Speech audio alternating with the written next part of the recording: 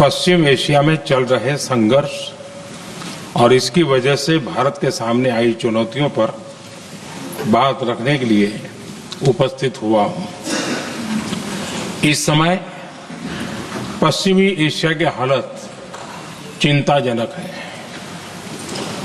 बीते 2-3 हफ्तों में जयशंकर जी ने और हरदीप पुरी जी ने इस विषय पर सदन को जरूरी जानकारी दी है। अब इस संकट को 3 सप्ताह से ज्यादा हो रहा है।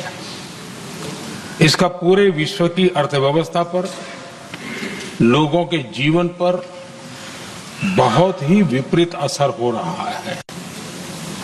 इसलिए पूरी दुनिया इस संकट के जल्द से जल्द समाधान के लिए सभी पक्षों से आग्रह भी कर रही है।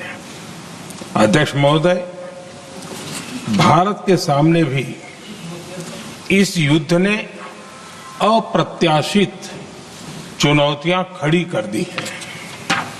ये चुनौतियां आर्थिक भी हैं, नेशनल सिक्योरिटी से जुड़ी भी हैं और मानवीय भी हैं। युद्धरत और युद्ध से प्रभावित देशों के साथ भारत के व्यापक व्यापारिक रिश्ते हैं।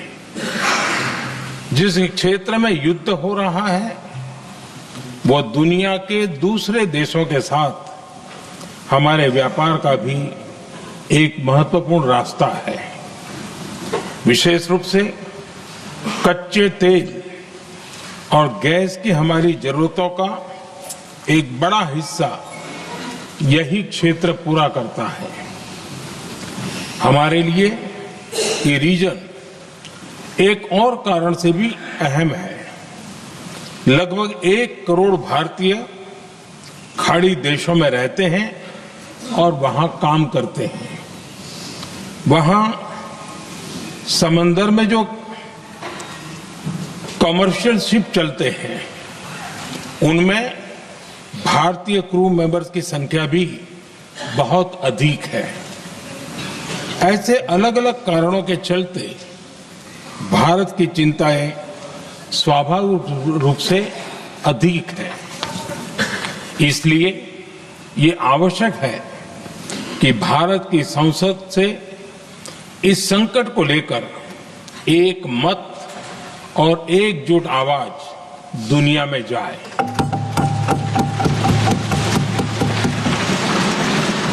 अध्यक्ष जी, जब से ये युद्ध शुरू हुआ है तब से ही प्रभावित देशों में हर भारतीय को जरूरी मदद दी जा रही है।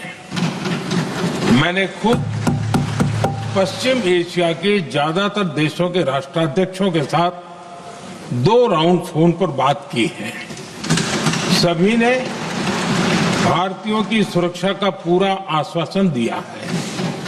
दुर्भाग्य से इस दौरान कुछ लोगों की दुखद मृत्यु हुई है और कुछ घायल हुए हैं। ऐसे मुश्किल हालात में परिवारजनों को आवश्यक मदद दी जा रही है। जो घायल है उनका बेहतर इलाज सुनिश्चित कराया जा रहा है। अध्यक्ष जी, प्रभावित देशों में हमारे जितने भी मिशन हैं वो निरंतर भारतीयों की मदद करने में जुटे हैं। वहां काम करने वाले भारतीय हो या फिर जो टूरिस्ट वहां गए हैं, सभी को हर संभव मदद दी जा रही है। हमारे मिशन नियमित रूप से एडवाइजरी जारी कर रहे हैं। यहां भारत में और अन्य प्रभावित देशों में 24/7 कंट्रोल रूम और आपातकालीन हेल्पलाइन स्थापित की गई है। इनके माध्यम से सभी प्रभावितों को त्वरित जानकारी दी जा रही है। अध्यक्ष जी, संकट की स्थिति में देश विदेश में भारतीयों की सुरक्षा हमारी बहुत बड़ी प्राथमिकता रही है। युद्ध शुरू होने के बाद से लेकर अब तक 3,75,000 से अधिक भारतीय सुरक्षित भारत लौट चुके हैं। ईरान से ही अभी तक लगभग 1,000 भारतीय सुरक्षित वापस लौटे हैं।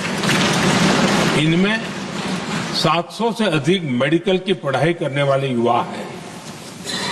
खाड़ी देशों में भारतीय स्कूलों में हजारों विद्यार्थी पढ़ते हैं। सीबीएसई ने ऐसे सभी भारतीय स्कूलों में होने वाली कक्षा 10वीं और 12वीं की निर्धारित परीक्षाओं को रद्द कर दिया है।